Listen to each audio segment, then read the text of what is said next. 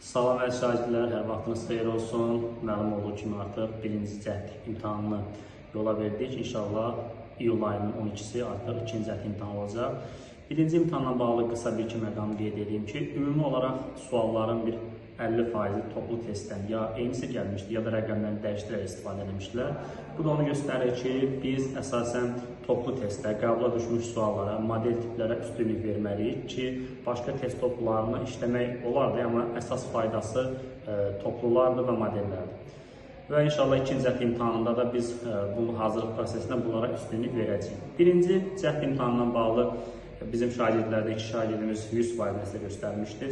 7 şagirdimiz 30 sualdan 29-una və 25 plusdakı nəticələrimiz də kifayət qədər var. İnşallah ikinci imtahanda da həmin şagirdlərimiz nəticələrini artırarlar. Və artıq bizim ikinci cəhd üçün də qeydiyyatımız başlamışdır. Əgər bizimlə hazırlaşmaq istəsəniz, həm əyani, həm onlayn formada qruplarımıza qoşula bilərsiniz. Həm birinci qruplar üçün qrupumuz var, həm də dördüncü qruplar üçün. Dördüncü qruplar üçün səhər saatlarındadır, həftənin 5 günü səhər saat 11-dədir. Birinci qruplar üçün də həftənin 5 günü axşam 19:30-dadır. Bizimlə hazırlaşmaq istəyənlər və yaxud da arzu edənlər deməli, mənimlə əlaqə saxlayaraq qruplara qoşula bilərlər. İnşallah iyun ayının 10-u ilk dərs günümüzdür.